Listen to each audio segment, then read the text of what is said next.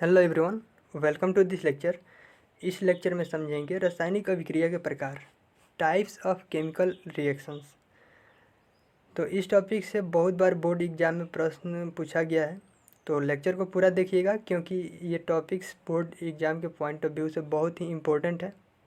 Okay, तो चलिए start करते हैं इस लेक्चर को। फर्स्ट टॉपिक है संयोजन अभिक्रिया। अब इस टॉपिक से रिलेटेड वो बिहार बोर्ड एग्ज़ाम 2018 या 2021 में प्रश्न पूछा गया है। तो यहाँ समझते हैं संयोजन अभिक्रिया क्या होती है। तो देखिए, दो या दो से अधिक अभिकारक। अब अभिकारक क्या होता है? जो पदार्थ रासायनिक अभिक्रिया में भाग लेकर के नए पदार्थ बनाते हैं उसे अभिकारक कहते हैं। जैसे यहाँ पे दो पदार्थ हैं जो रासायनिक अभिक्रिया में भाग लेकर के एक नया पदार्थ का निर्माण कर रहे हैं, तो ये क्या कहलाएंगे? इधर वाले ये अभिकारक।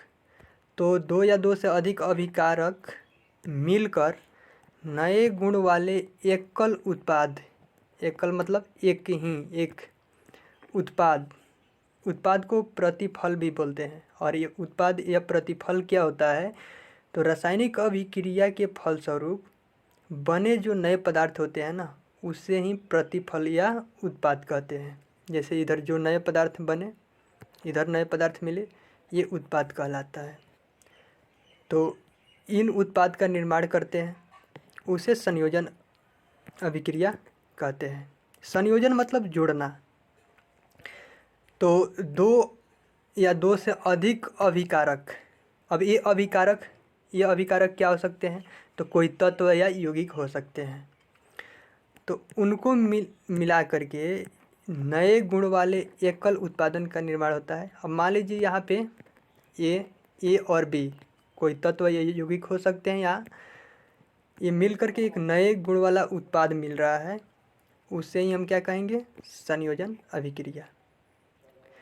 और इसे संयुग्मन अभिक्रिया भी कहते हैं।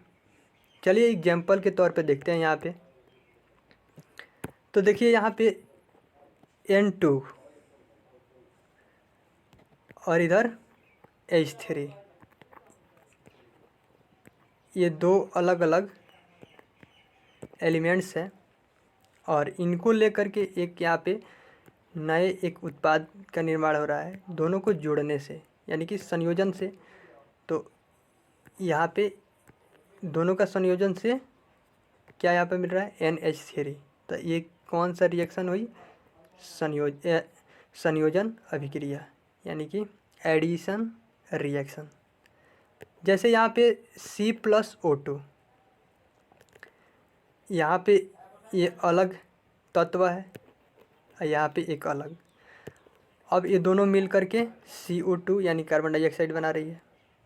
तो ये संयोजन अभिक्रिया का एग्जाम्पल हो गई। यहाँ है MgCl2। तो और भी हम एग्जाम्पल ले सकते हैं। जब दो तत्व या यौगिक आपस में जुड़ करके, यानी कि दोनों के संयोजन से एकल उत्पाद का निर्माण हो, उसे ही हम संयोजन अभिक्रिया कहेंगे। ओके, बढ़ते हैं आगे। तो अगला है 2 नंबर, वियोजन या अपघटन अभिक्रिया। ये बोर्ड एग्जाम 2019 में पूछा गया प्रश्न है। प्रश्न इस प्रकार से इसमें पूछा गया है 2019 में कि वियोजन या अपघटन अभिक्रिया से आप क्या समझते हैं। तो खैर इसको हम समझते हैं। यहाँ पे वियोजन अभिक्रिया या अपघटन अभिक्रिया क्या होती है। आप यहाँ वियोजन बोलिए या अपघटन, दोनों सेम है। तो वह अभिक्रिया जिनमें एक अभिकारक टूटकर दो या दो से अधिक नए गुण वाले उत्पाद का निर्माण करता है, उसे हम वियोजन या अपघटन अभिक्रिया कहते हैं। अपघटन मतलब टूटना। तो अभिकारक तो समझ रहे हैं यहाँ इधर वाला, और यहाँ पे जो नए भिन्न यानी कि अलग गुण वाले जो उत्पाद मिल रहे हैं, इधर ये बन रहे हैं, तो ये क्या होगा? प्रतिफल होगा। तो जब टूटने से, यानी कि एक अभिकारक जब टूट करके दो या दो से अधिक नए गुण वाले उत्पाद का निर्माण हो जिस रासायनिक अभिक्रिया के अंदर, उसे हम वियोजन या अपघटन अभिक्रिया कहेंगे। अब यहाँ पे ये जो अभिकारक है, ये अभिकारक यौगिक या बड़े अणु हो सकते हैं, यानी कि मॉलिक्यूल यहाँ पे हो सकते हैं। तो एक यौगिक या एक बड़े अणु जब टूटता है तो वो टूट करके दो या दो से अधिक नए गुण वाले उत्पाद का निर्माण यहाँ पे करता है। फॉर एग्जांपल यहाँ पर देखते हैं। अच्छा, ये टूटेंगे कैसे? तो तोड़ने के लिए इनको या तो उसको गर्म करना पड़ेगा, जैसे यहाँ CaCO3 ले रहे हैं, CaCO3 जैसे कैल्शियम कार्बोनेट। तो इसका अपघटन करने के लिए, यानी कि इसको तोड़ने के लिए हमें किसकी ज़रूरत पड़ेगी? उसको गर्म करने की, यानी कि हीट की ज़रूरत पड़ेगी। तो जब कैल्शियम कार्बोनेट को गर्म करेंगे तो वो टूट करके, यानी कि अपघटित होकर के कैल्शियम ऑक्साइड और फिर CO2 देता है। यहाँ पर देख सकते हैं। इसका और भी एग्जांपल इधर ले सकते हैं। अच्छा, प्रकाश के मदद से भी अपघटन होती है। जैसे यहाँ पे AgBr देख सकते हैं। इसको हम सूर्य के प्रकाश में अगर रखते हैं तो ये सूर्य के प्रकाश की मदद से ये रिएक्शन पूरा होगी और दो या दो से अधिक नए गुण वाले उत्पाद यहाँ पे मिलेंगे। तो इसे भी हम क्या कहेंगे? वियोजन या अपघटन अभिक्रिया। ओके, बढ़ते हैं आगे। तो अगला टॉपिक्स है वैद्युत अपघटन अभिक्रिया। अब ये क्या होती है? तो ऐसा अभिक्रिया जिसमें विद्युत धारा प्रवाहित करने पर अभिकारक उत्पाद में टूट जाता है। जब उसमें विद्युत धारा प्रवाहित करेंगे तो वो किस में टूट जाएगा? उत्पाद में टूट जाएगा। जैसे यहाँ NaCl लिए, और ये NaCl क्या होना चाहिए? द्रवित होना चाहिए। तो ये द्रवित सोडियम क्लोराइड लेने पर और ले करके उसमें विद्युत धारा प्रवाहित करते हैं। तो विद्युत धारा प्रवाहित करने पर वो क्या होता है? सोडियम जो क्लोराइड होता है वो अपघटित हो जाता है। अपघटित होकर के यहाँ सोडियम और क्लोराइड देता है। तो जो सोडियम होता है वो कैथोड, और जो क्लोरीन होता है वो एनोड पर आकर के मुक्त होता है। उसी प्रकार यहाँ जल को भी, अगर जल में विद्युत धारा प्रवाहित करेंगे तो उसका भी इस प्रकार से अपघटन होगा। ओके, तो अगला टॉपिक्स है एकल विस्थापन अभिक्रिया, यानी कि सिंगल डिस्प्लेसमेंट रिएक्शन। अब ये बिहार बोर्ड एग्ज़ाम 2011, 17, 2018 और 2020 में पूछा गया है। चलिए इसको समझते हैं क्या होता है एकल विस्थापन अभिक्रिया। तो ऐसी अभिक्रिया जिनमें अधिक क्रियाशील तत्व कम क्रियाशील तत्व का स्थान ले लेता है, उसे हम एकल विस्थापन अभिक्रिया कहते हैं। यानी कि यहाँ पर देख सकते हैं, अगर एग्जाम्पल के तौर पर देखा जाए तो यहाँ पे अगर ये सपोज कीजिए यहाँ पे कम क्रियाशील और B अधिक क्रियाशील है, तो ये क्या करेगा? B इन X को अपने में ले लेगा। अब ये एक किसी अणु है X और इनको क्या कर रहा है? अपने में विस्थापित कर रहा है, यानी कि यहाँ पे B के साथ X आ जाएगा और ये अलग हो जाएगा। अब यहाँ पे क्यों? क्योंकि देखिए ये कम क्रियाशील है B से। जैसे हम एग्जाम्पल देखते हैं, एग्जाम्पल के तौर पर देखें तो यहाँ पे Fe यानी कि आयरन, लोहा, और इधर CuSO4 यानी कॉपर सल्फेट, इन दोनों का रिएक्शन होता है। तो इधर FeSO4 यानी कि फेरस सल्फेट मिलता है और इधर Cu यानी कॉपर अलग हो जाता है। तो यहाँ पे ये लोहा है, कॉपर के अपेक्षा अधिक क्रियाशील है, इसीलिए SO4 यहाँ Fe के साथ जुड़ जाता है, यानी कि विस्थापित हो जाता है। ओके, बढ़ते हैं अगले टॉपिक की ओर। तो अगला टॉपिक है उभय विस्थापन अभिक्रिया, डबल डिस्प्लेसमेंट रिएक्शंस। तो ये बिहार बोर्ड एग्जाम 2018-2020 में पूछा गया है। चलिए समझते हैं क्या होता है उभय विस्थापन अभिक्रिया। ऐसा अभिक्रिया जिनमें आयनों का आदान प्रदान होता है उसे उभय या इसको द्विविस्थापन अभिक्रिया भी कहते हैं। तो यहाँ समझते हैं क्या होता है एक द्विविस्थापन अभिक्रिया, या इसी को उभय विस्थापन अभिक्रिया भी बोल सकते हैं। तो देखिए यहाँ पे AX प्लस यहाँ BX, यानी कि जब दो यौगिक अपने आयनों का आदान प्रदान करें, यहाँ पर देखिए ये दो यौगिक है और दोनों यौगिक क्या करेगा, अपने आयन का आदान प्रदान करेगा। तो अपने आयनों का आदान प्रदान से जो रिएक्शन होगी, मतलब जो रिएक्शन हो करके आदान प्रदान करने पर जो नए पदार्थ यानी कि नए यौगिक का निर्माण होगा, यहाँ पे नए यौगिक का निर्माण होगा, तो उस अभिक्रिया को हम उभय विस्थापन अभिक्रिया कहेंगे। यहाँ पे AX और BY ये अलग अलग यौगिक है और ये अपने आयनों का आदान प्रदान करके यहाँ नए यौगिक का निर्माण कर रहे हैं। जैसे यहाँ पर ले लेते हैं NaCl, यानी कि सोडियम क्लोराइड, और सोडियम क्लोराइड के साथ AgNO3 का रिएक्शन कराते हैं, तो यहाँ पे क्या मिलेगा, AgCl, क्योंकि आयनों का आदान प्रदान करेगा। जैसे यहाँ पे Cl है तो इसके साथ चला जाएगा और NO3 जो है इसके साथ आ जाएगा, अपने आयनों का आदान प्रदान कर लेगा। तो देखिए Na के साथ NO3, NaNO3 और इधर AgCl बन गया है।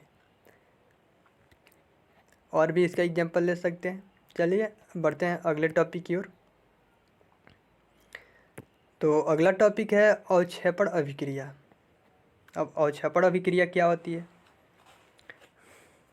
तो देखिए कुछ ऐसा रासायनिक अभिक्रिया होती है जिनमें कोई प्रतिफल एक ठोस के रूप में यानी कि सॉलिड के रूप में विलयन में अलग हो जाता है। तो ऐसी अभिक्रिया को हम बोलते हैं अवक्षेपण अभिक्रिया। और देखिए वहीं अलग हुए ठोस पदार्थ जो होगा, सॉलिड होगा, उसको हम बोलेंगे अवक्षेप। तो यहाँ पर देखिए वैसा अभिक्रिया जिनमें अवक्षेप यानी कि जो अलग होने वाला, जो रिएक्शन के दौरान जो अलग होने वाला ठोस पदार्थ है वहीं अवक्षेप होता है। तो वहीं अवक्षेप का निर्माण होता है जिस अभिक्रिया के दौरान, उसे अवक्षेपण अभिक्रिया कहते हैं। जैसे NaCl के साथ हम AgNO3 का रिएक्शन कराएं तो यहाँ पे क्या मिलता है, AgCl अब प्लस में NaNO3।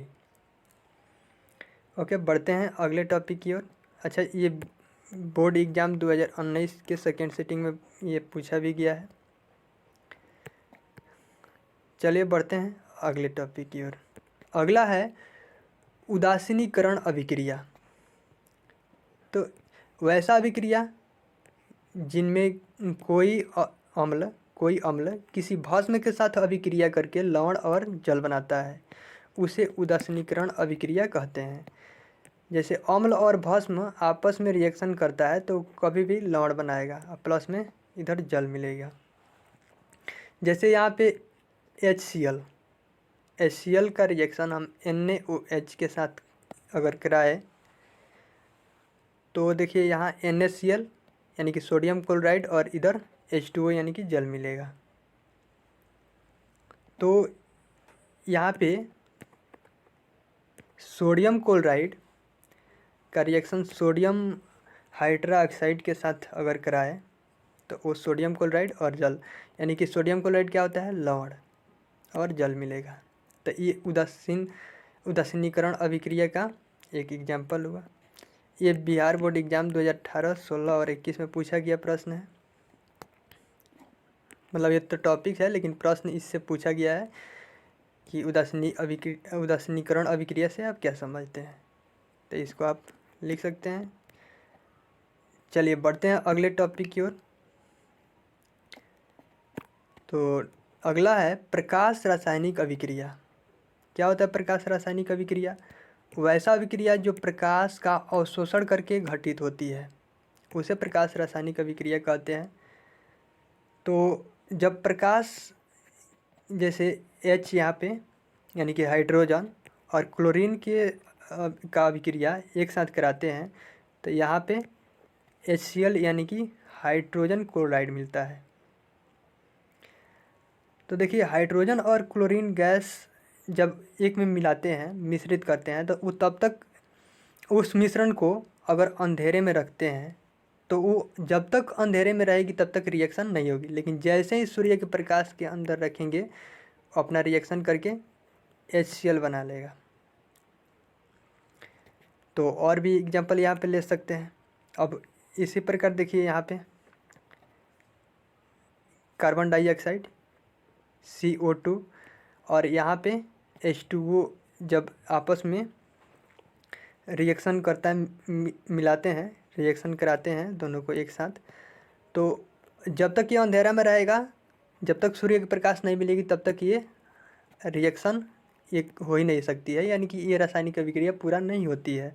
लेकिन जैसे ही सूर्य के प्रकाश में रखेंगे तो इधर C6H12O6 यहाँ पे मिल जाएगा एक जलीय विलयन, ये ग्लूकोज, और इधर O2 यानी कि ऑक्सीजन मिलेगा। तो नेक्स्ट टॉपिक है ऑक्सीकरण अवकरण अभिक्रिया। तो सबसे पहले यहाँ समझते हैं ऑक्सीकरण अभिक्रिया क्या होती है। वैसी अभिक्रिया जिनमें किसी तत्व या यौगिक से ऑक्सीजन का संयोग यानी कि ऑक्सीजन जुड़े, या किसी यौगिक से हाइड्रोजन का निष्कर्षण यानी कि निकास यानी कि निकलता हो, तो उसे ऑक्सीकरण अभिक्रिया कहते हैं। जैसे यहाँ पे C+O2, इसमें ऑक्सीजन क्या हो रहा है, जुड़ रहा है, यानी कि CO2 बन रहा है, कार्बन डाइऑक्साइड। और यहाँ पर देख सकते हैं HCl MnO2 है, और इन दोनों का रिएक्शन यानी कि इन दोनों को अगर हीट करते हैं, यानी कि एक निश्चित ताप पर हीट करते हैं, तो यहाँ पे क्या मिलता है, MnCl। अब यहाँ पर देखिए यहाँ HCl के साथ जुड़ा हुआ था, लेकिन इधर क्या हुआ, इधर हाइड्रोजन निकल गया, इधर Cl से, देखिए Cl यहाँ पे Cl से हाइड्रोजन निकल गया, यानी कि हाइड्रोजन का निष्कासन होता है, या निष्कास होता है कह सकते हैं, यानी कि निकलता है कुल मिलाकर बोला जाए तो। अब नेक्स्ट यहाँ समझते हैं अवकरण अभिक्रिया। क्या होता है अवकरण अभिक्रिया? तो देखिए अवकरण अभिक्रिया ऑक्सीकरण के ठीक उल्टा होता है। तो यहाँ पे समझते हैं वैसी अभिक्रिया जिसमें किसी तत्व या यौगिक के साथ हाइड्रोजन का संयोग यानी कि हाइड्रोजन जुड़े, या किसी यौगिक से ऑक्सीजन निकले, या इसी को ऐसे यहाँ पे लिखा गया निष्कासन हो, तो उसे हम क्या कहते हैं, अवकरण अभिक्रिया। फॉर एग्जांपल यहाँ देख सकते हैं H2 है O2, यहाँ ऑक्सीजन के साथ ही क्या हो रहा है, हाइड्रोजन, यहाँ हाइड्रोजन का संयोग हो रहा है, यानी कि जुड़ रहा है हाइड्रोजन। लेकिन यहाँ पर देखिए Cu के साथ ऑक्सीजन है, लेकिन इधर आकर के देखिए Cu के साथ ऑक्सीजन, यानी कि इन दोनों का रिएक्शन हुआ, उसके फलस्वरूप यहाँ पे उत्पाद मिला। उसमें जो Cu है उत्पाद में, इधर उसमें O नहीं है, यानी कि O का यहाँ निष्कासन हो गया है, निकल गया है Cu से। इधर तो था Cu के साथ, लेकिन इधर निकल गया है, तो इसे हम क्या कहेंगे, अवकरण अभिक्रिया है। अब देखिए ये दोनों यानी कि ऑक्सीकरण तथा अवकरण दोनों अभिक्रिया एक साथ होती है। ये विशेष प्रकार की रासायनिक अभिक्रिया है, ये सदैव एक साथ होती है। तो इसे हम क्या बोलते हैं, रेडॉक्स अभिक्रिया। जैसे हम एग्जांपल में ले तो देखिए दोनों एक साथ हो रही है कि नहीं, अवकरण और ऑक्सीकरण। तो यहाँ देखिए CuO प्लस यहाँ H2, तो CuO प्लस H2 जब मिल रहा है तो यहाँ उत्पाद में क्या मिल रहा है रिएक्शन करने पर, Cu प्लस H2O। तो यहाँ Cu के साथ ऑक्सीजन है, लेकिन इस साइड आकर के Cu से ऑक्सीजन अलग हो गया है, यानी कि ऑक्सीजन का निष्कर्षण हो गया है, ये क्या हुआ, अवकरण। लेकिन इधर देखिए H के साथ ऑक्सीजन नहीं है, लेकिन इधर ऑक्सीजन जुड़ गया है, तो ये ऑक्सीकरण हो गया। तो ये दोनों एक साथ होती है और इसे हम रेडॉक्स अभिक्रिया कहते हैं। ओके, बढ़ते हैं अगले टॉपिक की ओर। तो अगला टॉपिक है यहाँ पे ऊष्माक्षेपी अभिक्रिया। ऊष्माक्षेपी अभिक्रिया क्या होती है, वैसी अभिक्रिया जिनके दौरान ऊष्मा का निष्कासन होता है, यानी कि हीट निकलता हो, उसे ऊष्माक्षेपी अभिक्रिया कहते हैं। जैसे यहाँ देख सकते हैं C+O2, जब यहाँ पे दोनों को रिएक्शन कराते हैं, यहाँ कार्बन डाइऑक्साइड मिलता है और प्लस में हीट यहाँ पे निकलता है। अब यहाँ समझते हैं ऊष्मा शोषी अभिक्रिया क्या होती है। तो वैसा अभिक्रिया जिसके दौरान ऊष्मा का अवशोषण होता है, उसे हम ऊष्मा शोषी अभिक्रिया कहते हैं। इसमें अवशोषण हो जाता है, ऊष्मा निकलता नहीं है, उसका अवशोषण हो जाता है ऊष्मा का। जैसे यहाँ पे HBr है, रिएक्शन के बाद जो उत्पाद मिल रहा है इसमें H अलग और Br अलग हो रहा है, तो यहाँ पे ऊष्मा का अवशोषण हो रहा है। ये बिहार बोर्ड एग्ज़ाम 2018 में पूछा गया प्रश्न, और बिहार बोर्ड एग्ज़ाम 2018 में ये दोनों प्रश्न पूछा गया है कि ऊष्माक्षेपी अभिक्रिया तथा ऊष्मा शोषी अभिक्रिया से आप क्या समझते हैं। ओके, तो मिलते हैं जल्दी अगले लेक्चर में।